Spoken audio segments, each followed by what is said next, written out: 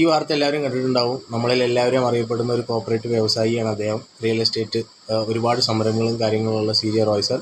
അദ്ദേഹം ഒരു ആദായനികുതി റെയ്ഡിനിടെ ആത്മഹത്യ ചെയ്ത് അശോക് നഗറിലെ ഓഫീസിൽ ബാംഗ്ലൂരിൽ വെച്ചുണ്ടായ സംഭവമാണെന്നാണ് പറയുന്നത്. എന്തായാലും അദ്ദേഹത്തിൻ്റെ കുടുംബത്തിനും അദ്ദേഹത്തെ സ്നേഹിക്കുന്ന എല്ലാവർക്കും ആദരാഞ്ജലികൾ. അദ്ദേഹം ചെയ്ത സംഭാവനകളൊന്നും മറന്നിട്ടല്ല ഞാൻ ഈ വീഡിയോ ചെയ്യുന്നത്.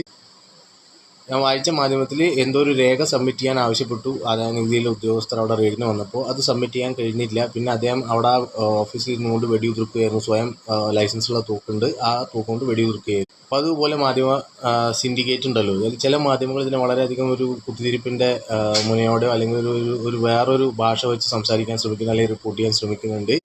ഒരു ആദായനികുതി റെയ്ഡ് കൊണ്ടും ഒരു രേഖ കൊണ്ടും സ്വന്തം ജീവൻ വരെ പോകേണ്ട ആ ഒരു സമ്മർദ്ദത്തിലേക്ക് അദ്ദേഹത്തെ പോലൊരു വ്യവസായി ഒരിക്കലും എത്തില്ല. അങ്ങനെ എത്തിയിട്ടുണ്ട് എന്നുണ്ടെന്നുണ്ടെങ്കിൽ അതിന് പലതരത്തിലുള്ള പോംവഴികളുണ്ടായിരുന്നു. നിയമപരമായിട്ട് അതിനെ നേരിടാം, സാവകാശങ്ങൾ നേടാം. ആ രേഖകൾ എന്ത് തന്നെ ആയാലും അങ്ങനെ ആരെയും പിടിച്ചു കൊണ്ടുപോകുന്ന ഒരു രാജ്യത്തിലാണ് നമ്മൾ ജീവിക്കും. ഈ ഒരു വേളയിൽ അതിലെ രാഷ്ട്രീയ കുത്തിത്തിരിപ്പോ അതിന് പിന്നിൽ വേറെ എന്തെങ്കിലും ഒരു സ്വരം കൊടുത്തുകൊണ്ട് അത് വേറെ ഏതെങ്കിലും രീതിയിലേക്ക് മാറ്റിയെടുക്കാൻ നോക്കരുത്. വ്യവസായ സ്ഥാപനങ്ങളിൽ റെയ്ഡ് നടത്തുന്നത് ആദ്യമായിട്ടും വലിയ വ്യവസായികളും രാഷ്ട്രീയക്കാരുടെയും ഓഫീസുകളിൽ റെയ്ഡ് നടന്നിട്ടുണ്ട്. അപ്പോൾ ഇതിന് പിന്നിലുള്ള സത്യം മനസ്സിലാക്കാൻ നമ്മൾ ശ്രമിക്കേണ്ടത്. അല്ലാണ്ട് ഈ മരണത്തെ വെച്ചുകൊണ്ട് ഒരു വേറൊരു കച്ചവടമോ അല്ലെങ്കിൽ വേറൊരു രീതിയിൽ അതിനെ മാറ്റിയെടുക്കാൻ ഒരു മാധ്യമമോ അല്ലെങ്കിൽ ഒരു എൻഡിൽ നിന്നോ നമ്മൾ ശ്രമിക്കും. കാരണം ഈ രാജ്യത്ത് നിയമമുണ്ട്.